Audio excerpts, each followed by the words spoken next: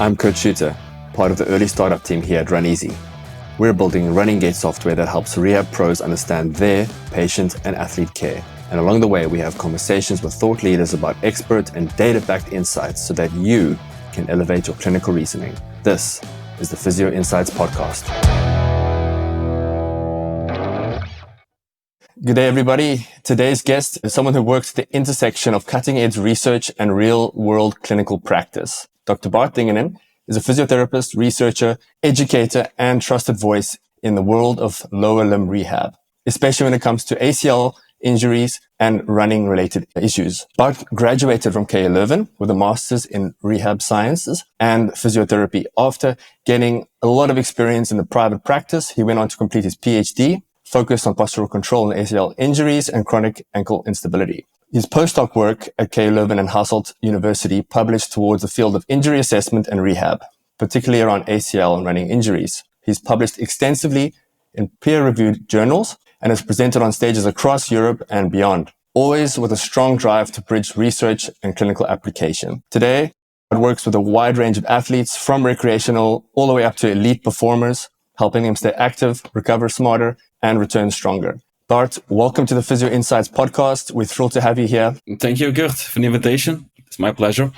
So Bart, tell us a bit about your background and what's driving your mission towards what you're doing today. Well, I think it was already a good introduction, Kurt, giving some background of my professional activities. So, I've been working now since 2009 in the field, starting with a combination of research, teaching, and clinical work in Leuven. As you mentioned, I did a PhD focusing on postural control measurements in chronic ankle instability patients, in ACL also a lot, but also from a preventive perspective, we did some studies. So in healthy athletes, non-injured athletes, and do some prospective work on that. But the main thing is, actually, during my journey, I always combined research, teaching, and clinical activities. I have to say, since last year, it's even more clinically focused. I left now the academic field. I'm mainly working now in our private practice, Motion to Balance in Genk. As you say, I also consult there mainly in function of lower extremity injuries. So we try to work quite specialized in our clinical practice. So not everyone does everything, but my topic of interest is, as you mentioned, lower extremity sports-related injuries on different sports and different expertise levels of athletes. So yeah, that's my activity. And next to my clinical work currently, I'm also mainly work as a consultant or giving courses around the world, online, offline. Also, again, in the field of lower extremity sports-related injuries like ACL, like knee problems, agility-wise. It's quite broad perspective that I'm working on, but I like it. I like the combination. Yeah.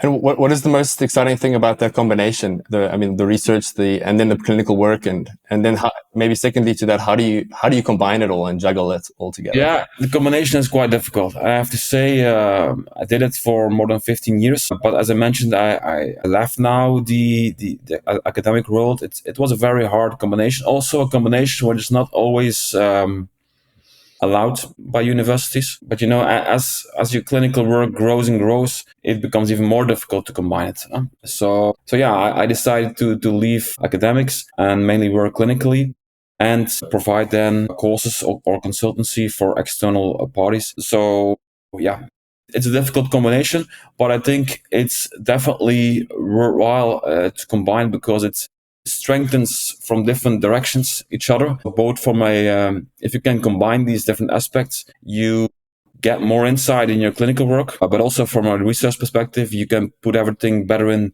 perspective, in my opinion, to have a better idea on what really matters in clinical practice, what's really needed, how difficult real patients are in reality. Yeah, in this perspective, I think it's a massive advantage to have the experience to combine these different factors. And so, if I understand correctly, you see that there's a lot of translation that can go back into research by having that first-hand ground knowledge, working in the practice, seeing what are the needs of the athletes and where the gaps are, perhaps, in the clinical practice. Absolutely.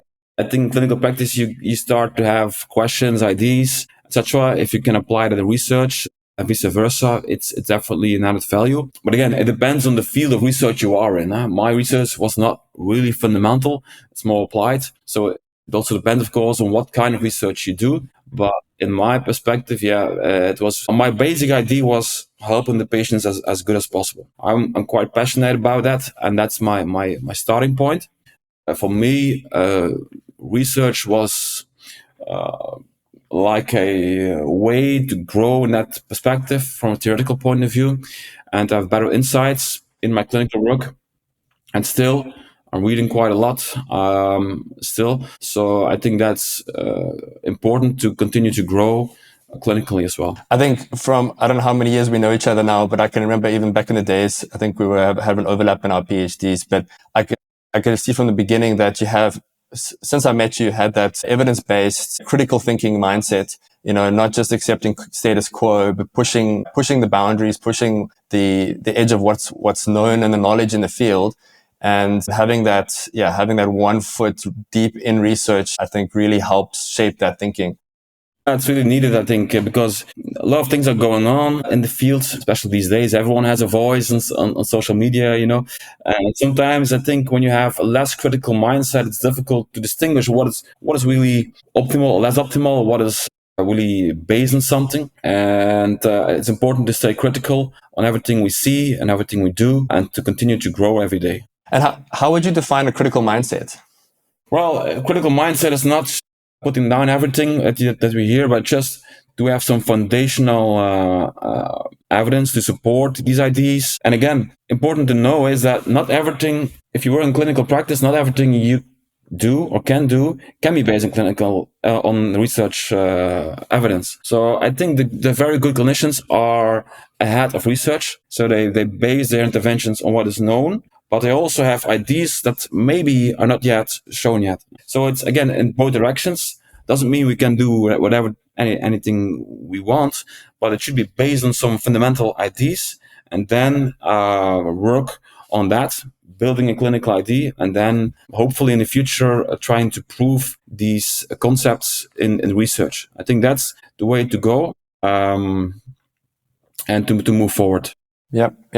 And how did you see your the specific research that you did? How did you see that bridging the gap or kind of helping you in practice? Do you remember specific moments or specific concepts that you thought, okay, what we've done in the research or what you've read in some of the research has really helped you become a better sports physical therapist? First of all, we have to acknowledge that if you do research, you are only a very small piece of the puzzle. In the beginning, of course, when you do a PhD, you think you have done everything because you did so much work.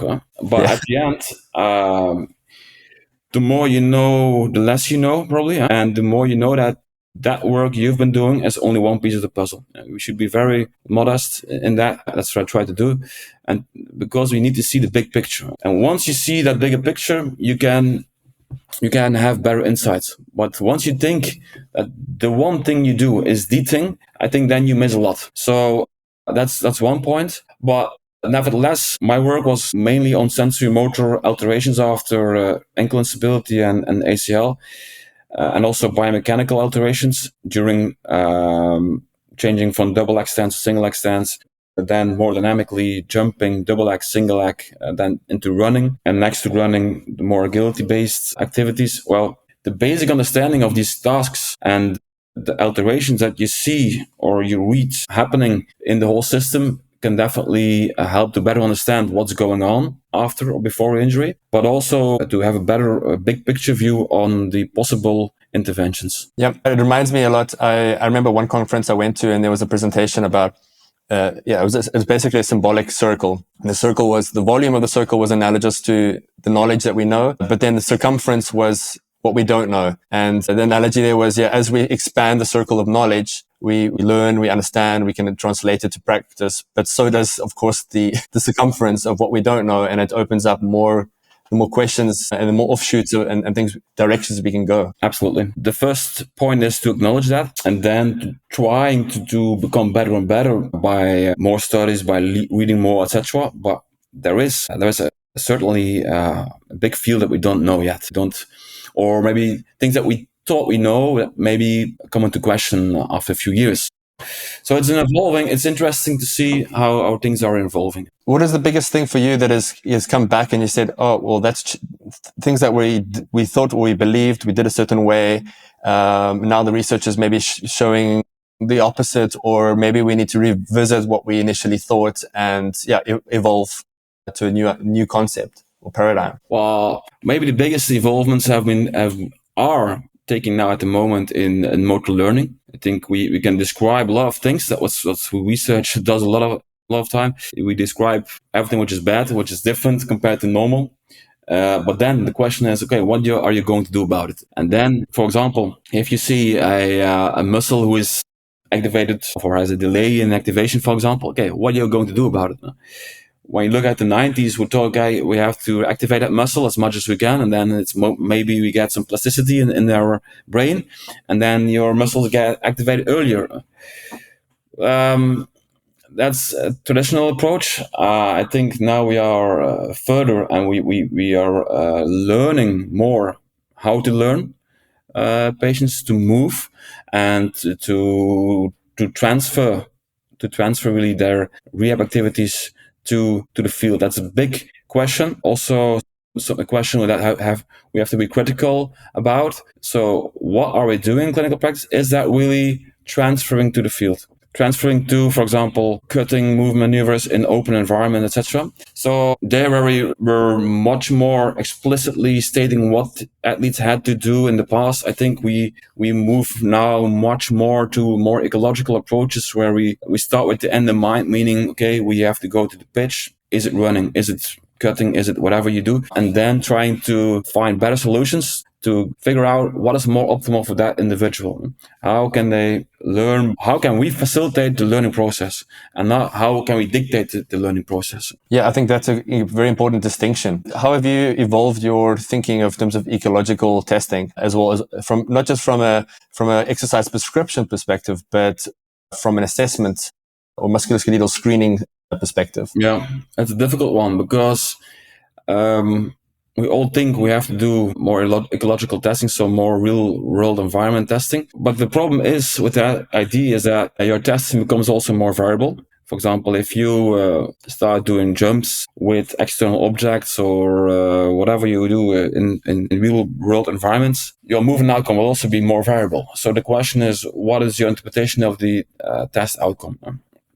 For running, I think it's a little bit easier because the task is a little bit less variable compared to field sports, where we have continuously to adapt our tasks. And indeed, variables that we can use in the field are, of course, valuable to have an idea and okay, what's really happening when they go out in the real environment and to see what's happening over there. So wearables and technology have definitely a role in that to be able to capture data in real world environments, and probably we are moving further in that direction in the next couple of years.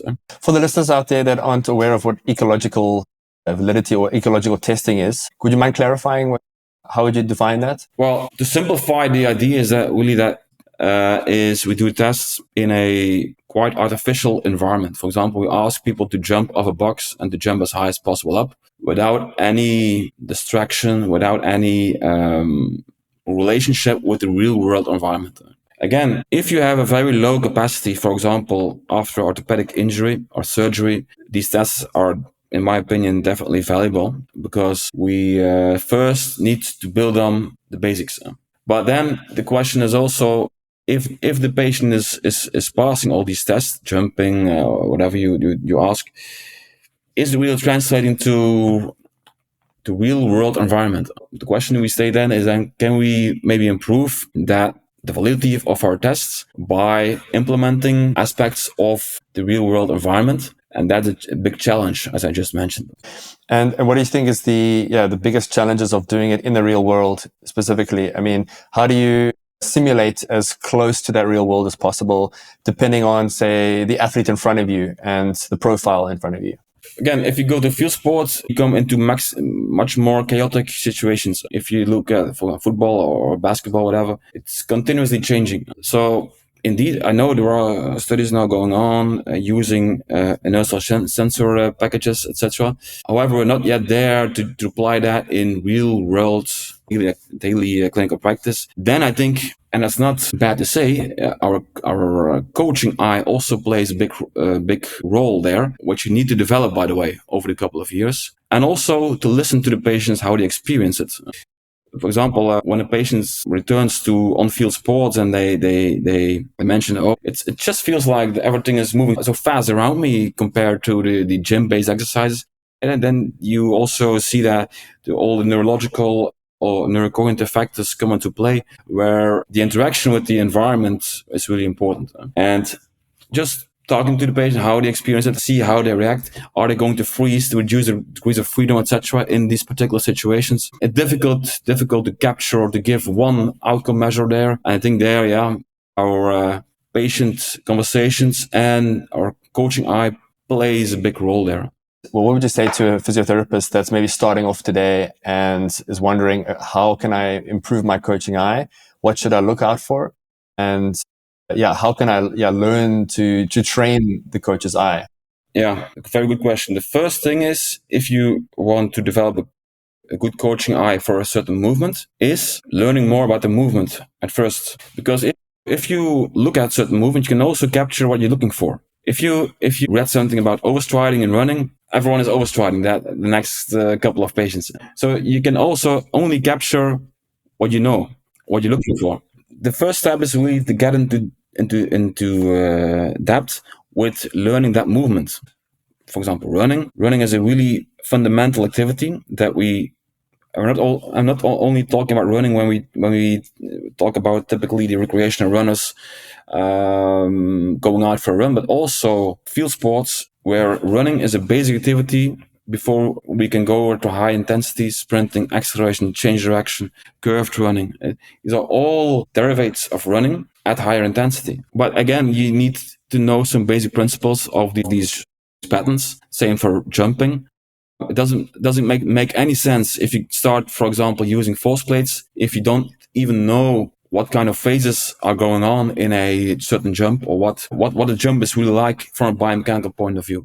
So it makes no sense to look at numbers then if you don't know the task, or to just look at with your coaching eye to have an indication of that pattern. So yeah, learning the movement itself, and then you need practice.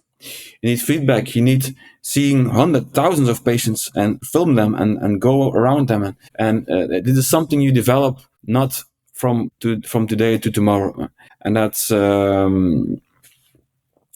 reality, I think. It's just like everything. You need also experience to get better in something. Yes, absolutely. And what I also tend to see is, I remember when I was doing my internship in physical therapy as well, and the caseload was one after the next. And during my my internship, it was mostly rugby players and ACL and doing isokinetic testing. And I remember, I think it was only after the first few hundred where I started to really start to put together a bit of identify the patterns and identify the movement, and then see what is really important going onto the field, and how, just for example, the testing itself didn't always translate. The results that we would find didn't translate to what was happening on the field.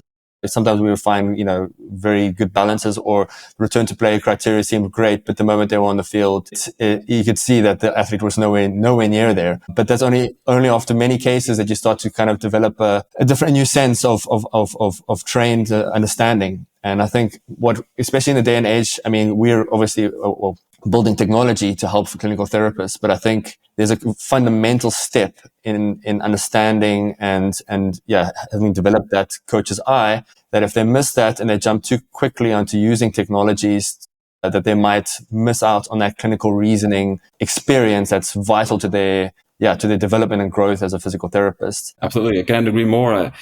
That's a question I often get. So they see, for example, me using some technology, and then they ask, where can I get, what should I measure? Okay, then my question is, what do you want to measure? What is your question you have? Because first you need a question, and then you need maybe a system that can assist you in your clinical reasoning. And it's not the opposite way around that you have to work on. So you start with the idea, with a question, based on your understanding of the movement, and then technology might help you, might inform you, not dictate you. It might inform you to make clinical decisions. But it starts with the basic knowledge of whatever task you look at. And what recommendation would you give to the physiotherapists that are thinking about using technology without having without knowing what question they want to really ask from the technology, or question they want to ask that will help them want to use the technology in a way that can support them, not make them completely dependent on it or feel like they're being replaced by it? Yeah, as I said, I think first studying the movement itself and reading a lot about the movement. Mm-hmm. Some basic biomechanics, if you look at biomechanical parameters at least. And then by time to develop a question that you have, and not immediately to jump on everything you see and to be very fancy in your approach, but at the end maybe overshooting with everything you have. So I think a lot of approaches are really overshooting and trying to measure everything, but at the end, the clinical interpretation then is the question. You can have the best measurements tool you want. You can also have the best program you want, but at the end, just measuring patients doesn't make the patient better. It's what you do with the measurement, how your interpretation is of the measurement, what the implication is towards training. Training makes the patient better. Testing can help to develop your training. But just having a good report and saying this is what the report says doesn't tell you anything, actually. It's the translation to the training that is important. Yes, I couldn't agree more.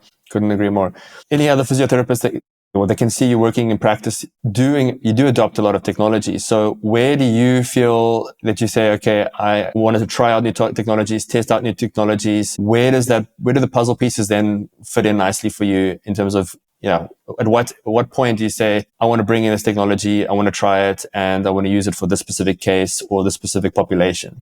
I'm always mainly looking for technology then for things to objectify that are difficult with my own coaching eye. So things that I miss with my coaching eye or cannot see. For example, forces. You cannot see forces. What you can see is kinematics, which combination of angles people are moving. I'll come back to that. But kinetics are the forces acting on our body. And for example, with inertial sensors, with force plates, we can have certain ideas on system forces. Doesn't mean structure-specific forces, but really on the forces acting on the system. So that's something you cannot do with your naked eye. We have to be very neutral on that. You cannot see forces, so that's for me an added value. The first question is, what is the added value compared to what I have? If it's no added value, for me it's a no-go. If it's added value that is useful in a clinical practice, yes, it can be helpful to assist your clinical reasoning. Yes, as a supportive aid or is something to help. Or do you ever find that there's cases where it challenges your clinical reasoning in a sense where you thought one thing and it showed the opposite to maybe what you were thinking? Yes.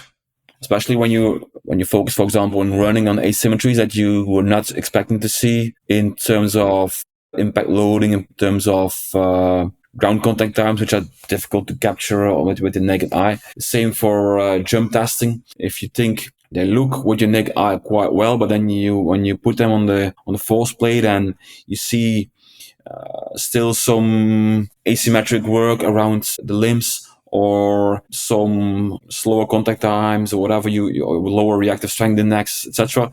Just to name a few. Again, sometimes it challenges you more because it's more difficult to reach the full potential. Because previously, when you didn't do these measurements, or when you had less possibilities to measure it was your naked eye or your general feeling that would dictate whether they are right on track or not. So now it's challenging yourself and the patient more, leading to better training, longer training, and therefore also, in my perspective, better outcomes. Absolutely. And when you see the concept, or when you discuss the concept of symmetry or asymmetry, do you have anything that guides your thinking in terms of, benchmarks or things that, A very good question, also a difficult question.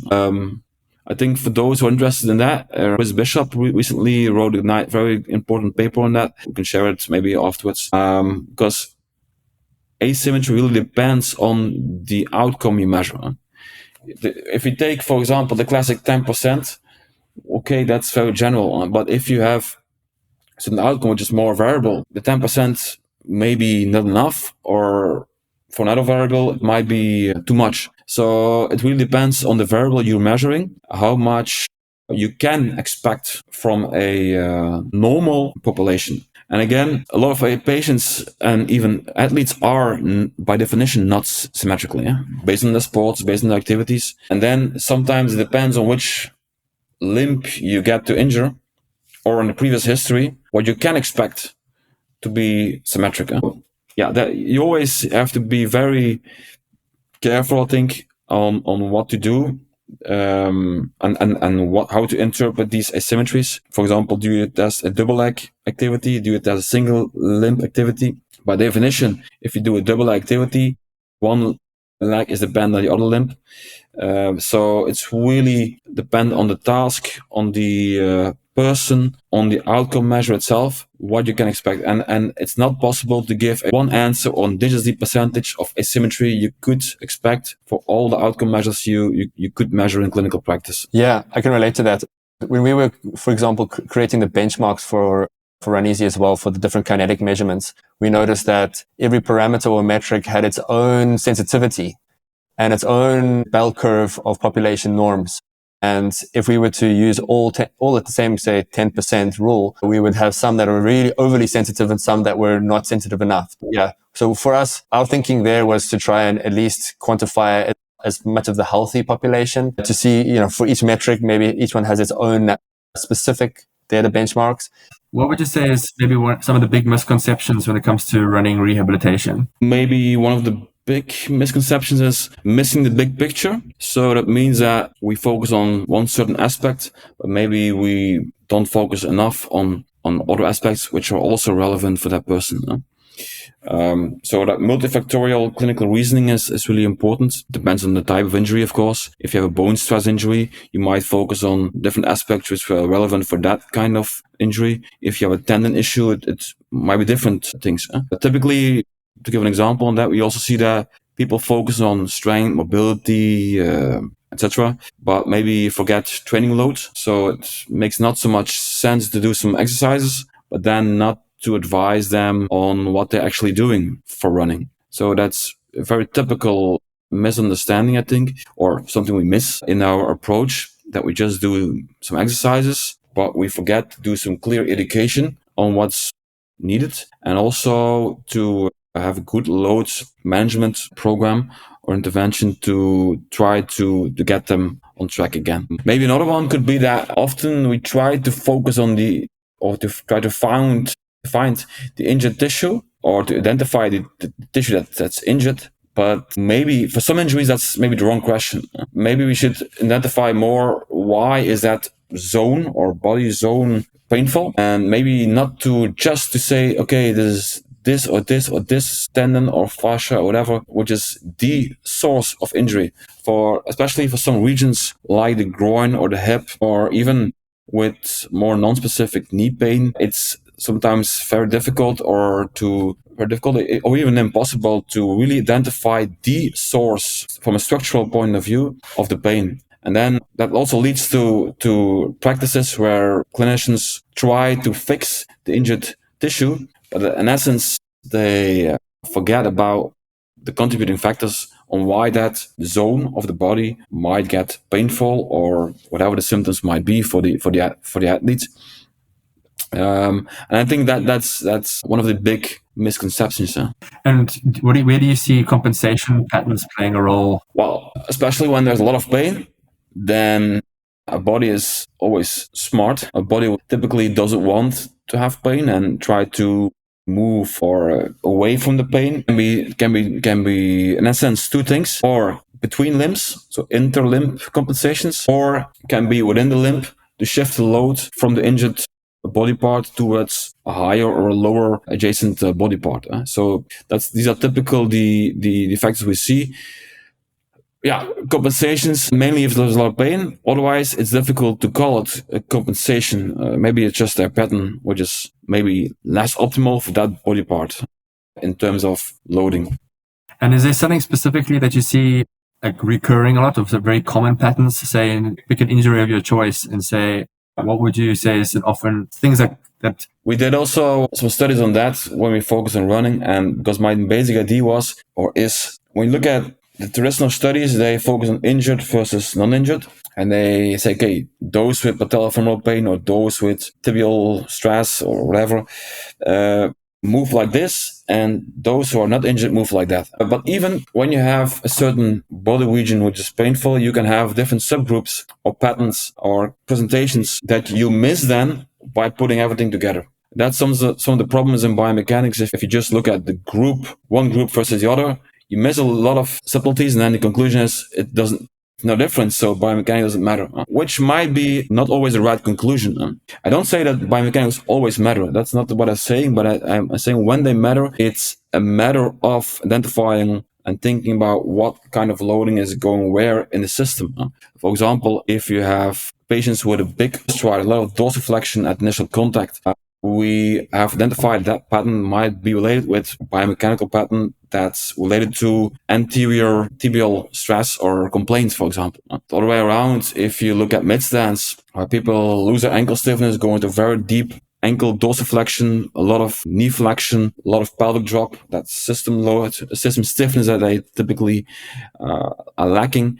That might be related to, again, more posteromedial chin problems, might be related to anterior knee pain, might be related to lateral hip problems. So it's depend on where the painful side is, or what might be a relevant presentation there. But what we're looking for is typically what we call passive attractors, so tendencies where people tend to go, and typically it's more passive strategy. For example, as I give you the example here of the lack of ankle stiffness, falling in the deep dorsiflexion, whereby the ankle has no ability to control upwards the kinetic chain anymore and to dissipate the energy. So that's a typical pattern we see. But again, we can talk a lot about that. It really depends on a lot of factors. May I ask what drew you to biomechanics?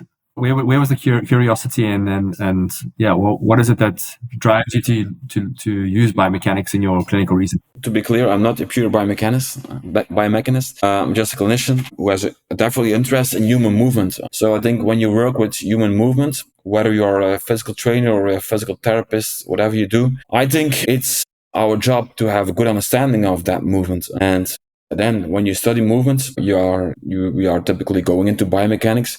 But again, clinically, even if you, doesn't matter if you've done studies or whatever you do from a biomechanical point of view, clinically, biomechanics are only one piece of the puzzle. And that's when we go back to your previous question on the multifactorial clinical reasoning. It's not only biomechanics. Typically, we forget about general health, behavioral aspects, lifestyle factors, etc. All these factors come into play. And for some patients, biomechanics is one of the key aspects. Maybe for some who have made some training errors, who have no sleep or excessive stress in their life, etc. Yeah, well, maybe biomechanics doesn't matter at all.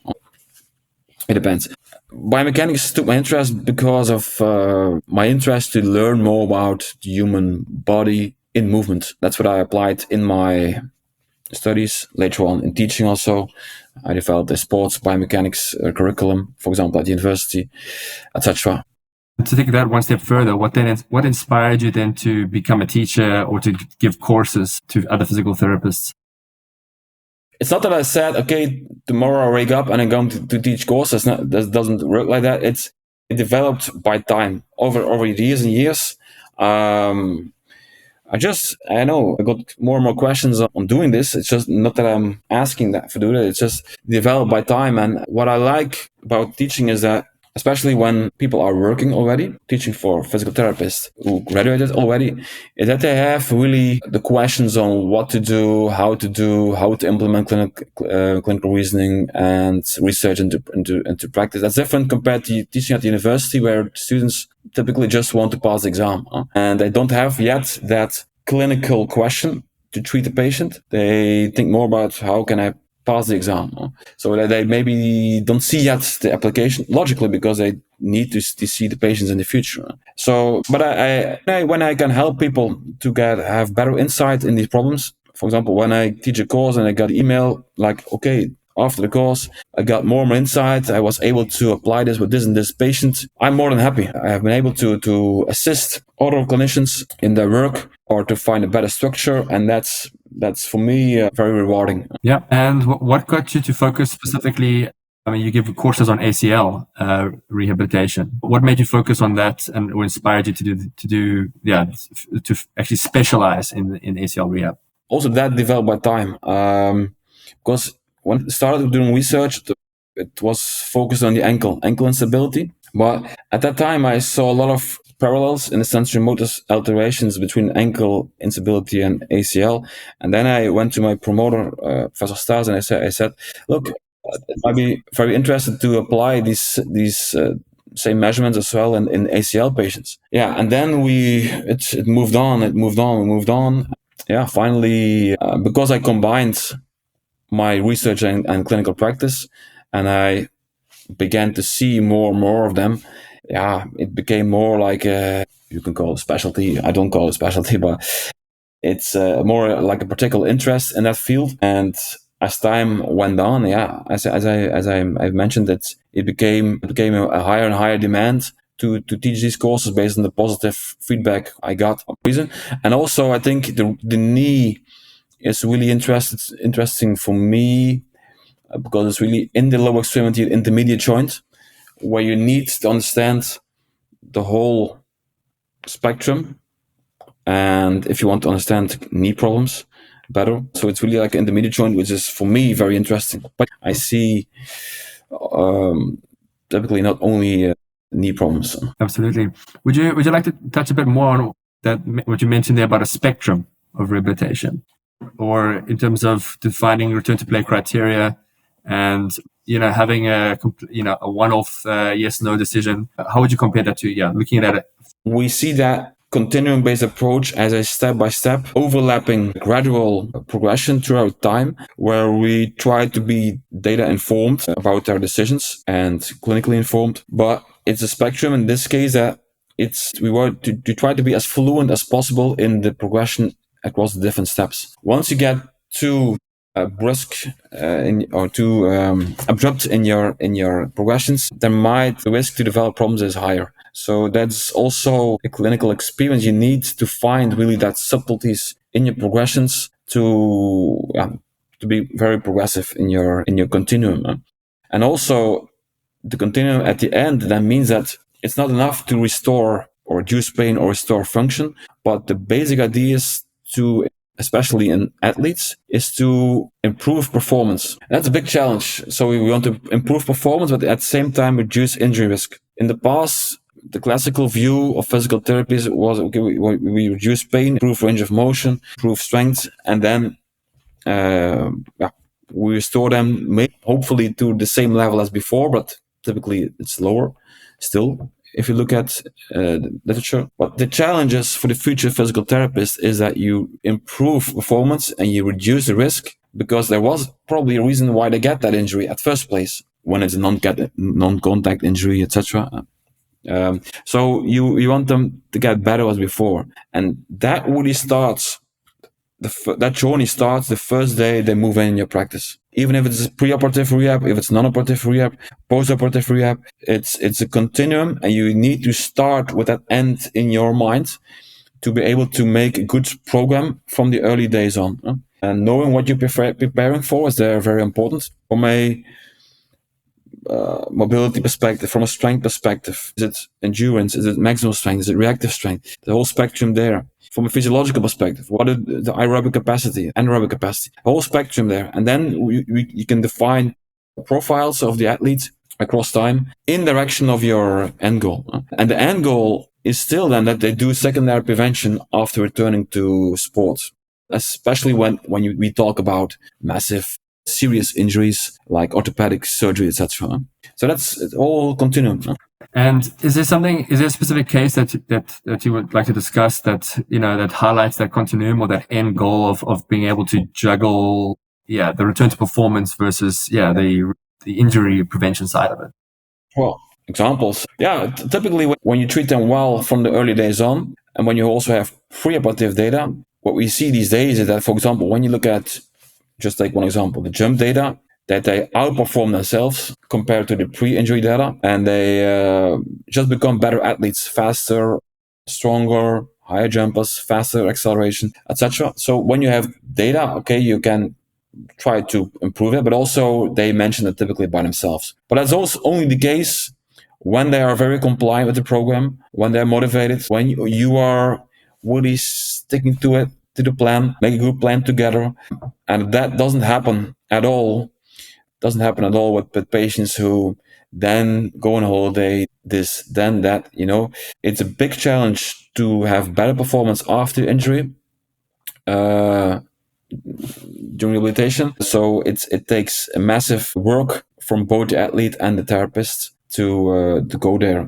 So yeah, that is one example. The other example might be that you also need to implement the things you do inside in the gym to on-field rehabilitation. That's also recognized more and more, that we come back now to the ecological validity of our rehabilitation. It doesn't make sense to only do some anticipated jumps in the gym and then think they can go to unanticipated cutting in real world environments. So we need to transfer that also, and to make gradual progression from the gym to the field for field sports. So that's another example. Do you ever get a case or a situation where you get a referral from, or say a football player comes to you and they've maybe seen a doctor or physio, and you're a bit concerned as the status that they're in, or that they haven't maybe done a full rehabilitation, or that the expectations from the player or the athlete are completely out of whack or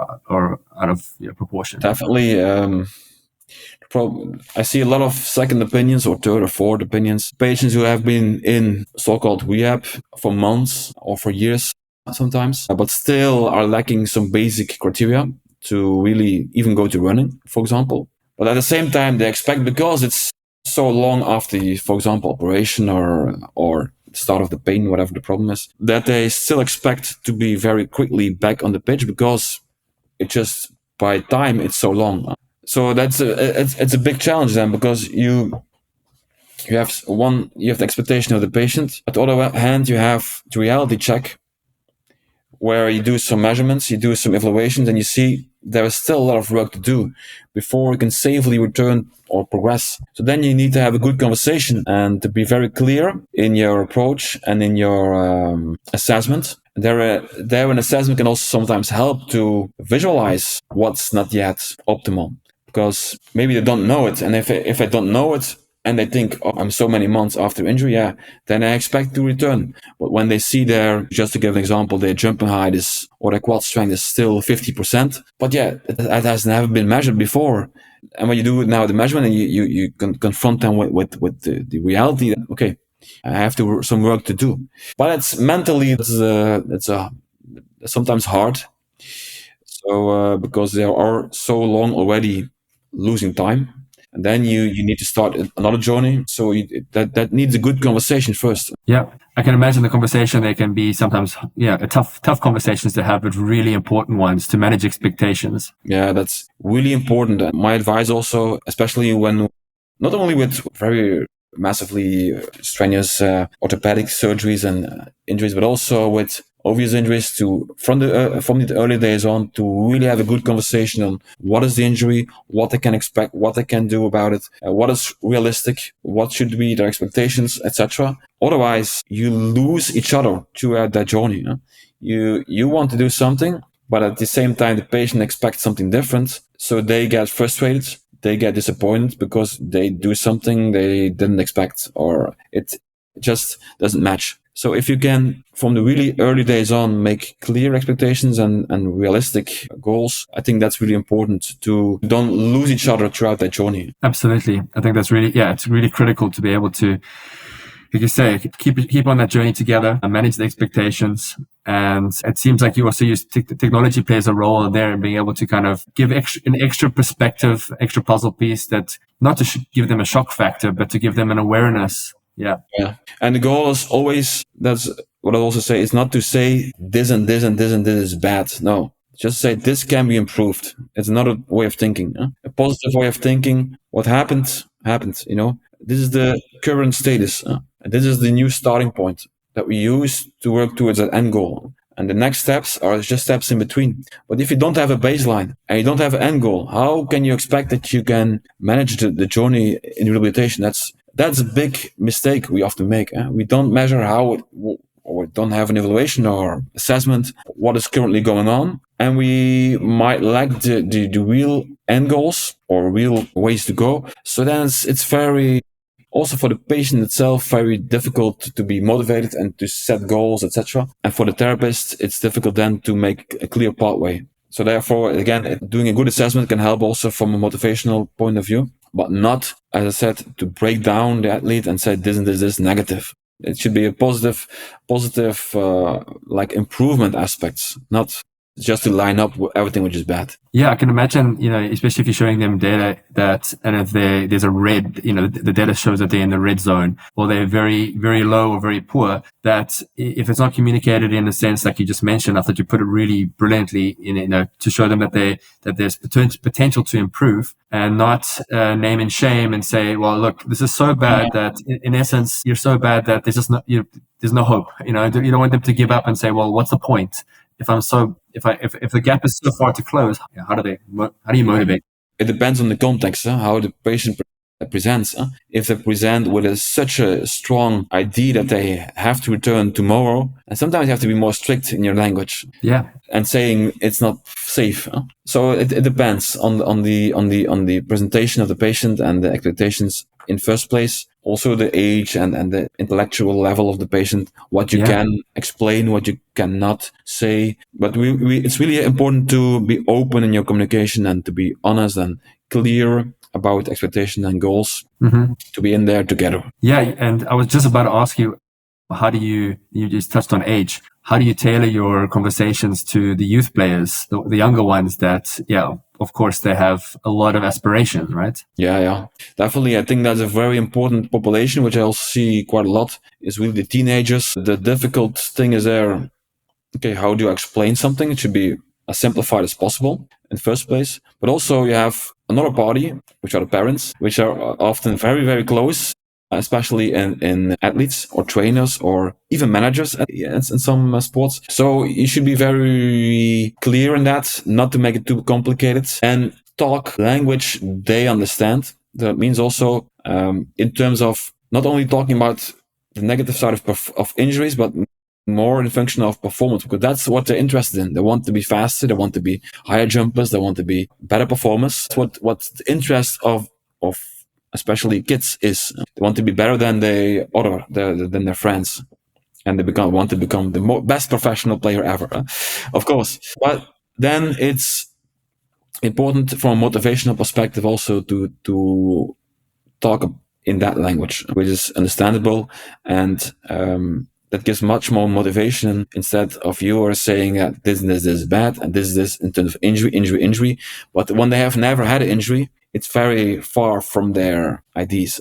They just want to play the sports as good as possible, and your intervention should assist that. If it doesn't assist performance, but it might reduce injury risk, you're not on the right track. And that's what we often do. We say you need to go into more flexion with softer landings, shorter distance from your support to your center of mass, for example, inside cutting. Okay, but if it reduces performance or change your action speed, it makes no sense. And it's even a no-go. So we really should target these aspects, which are both performance improvements, aspects that improve performance, but also then think about injury risk and technique, which can be helpful there. Yeah, I can relate to that as well. We see, depending on the continuum and whether you're trying to optimize for the goal of performance or for injury prevention, take impact loading, for example, while you're running. If it's from an injury prevention aspect, you want to minimize the load and reduce the external load on the body.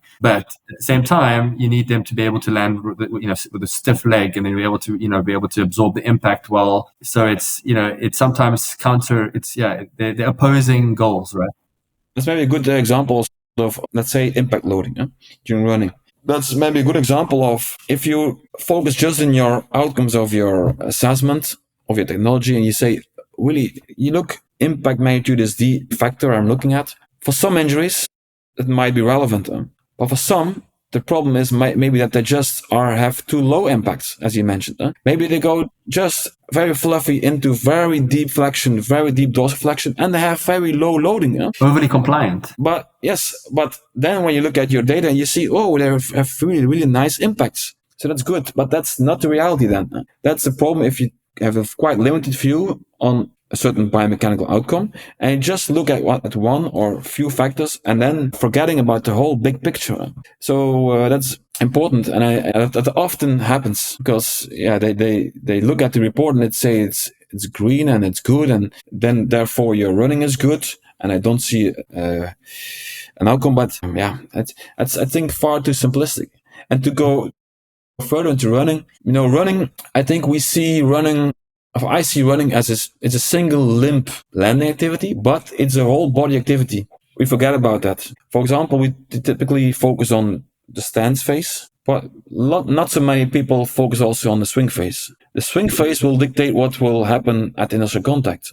So the orientation of your ground reaction force, for example, will be defined what happens just before you catch the ground.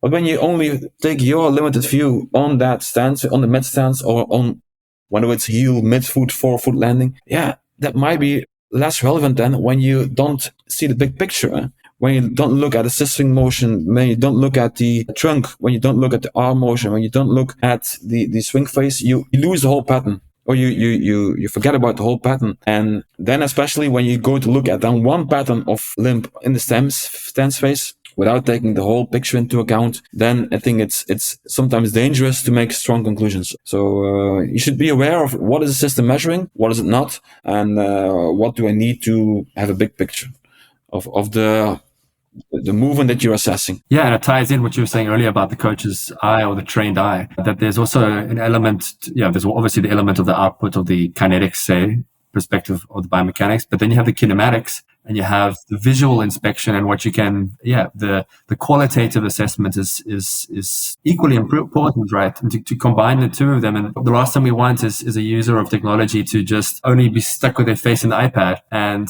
not looking at and not looking at the patient in front of them, right? Yeah, that's reality. Same with force plates. We focus so much because it's very interesting. You focus so much on the numbers, and then didn't see it. Yeah. I didn't see it. Missed it. Yo, did you just jump? Oh, wait. Oops. Yeah. It's not the goal, no. But important to have big. Again, we come back to that. The point: a big picture view of your patient.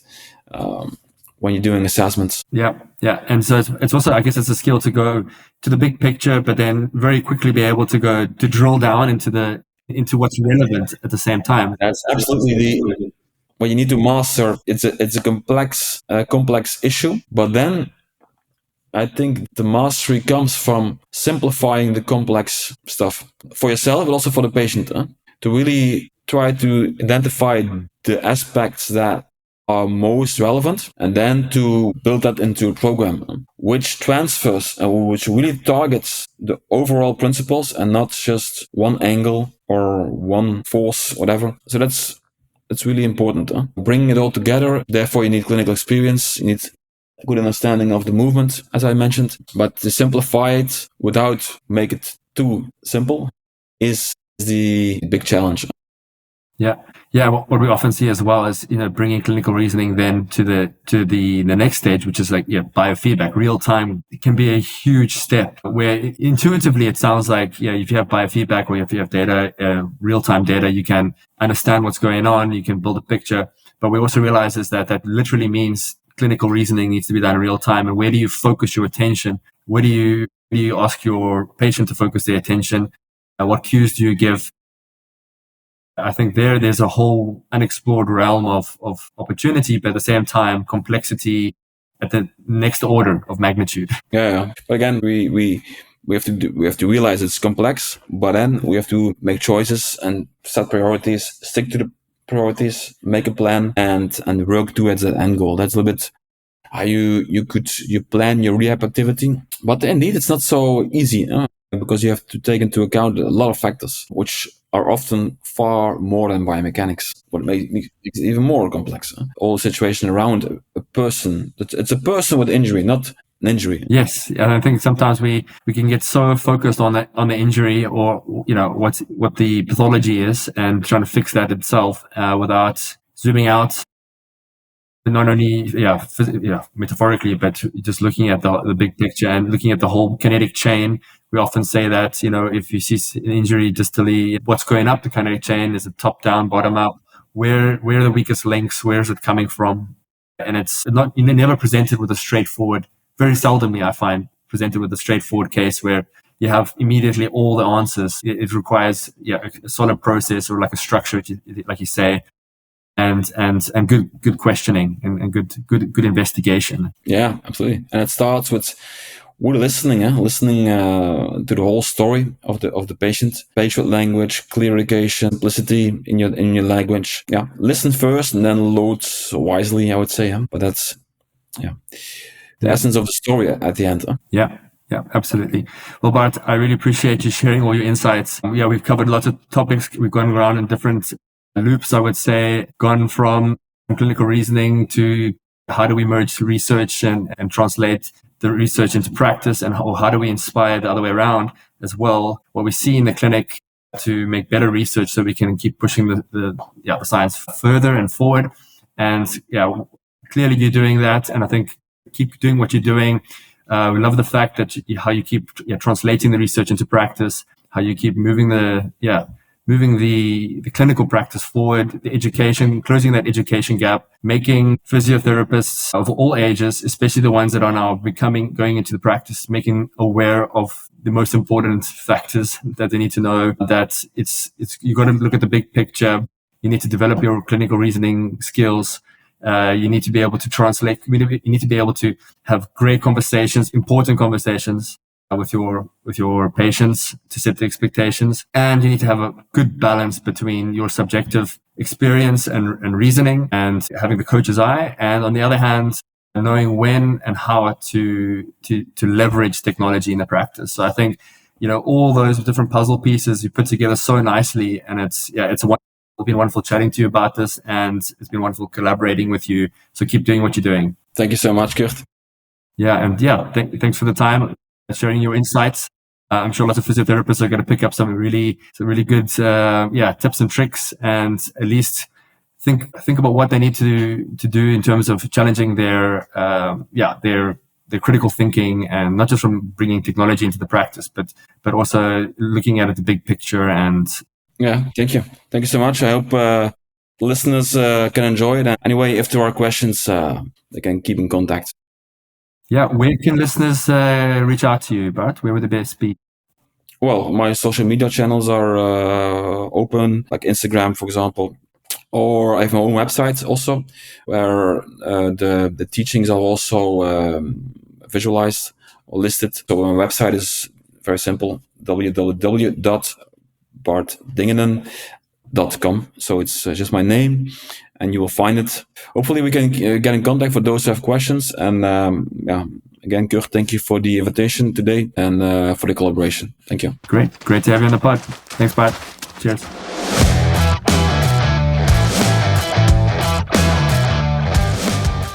That's it for today on the Physio Insights podcast by Run Easy.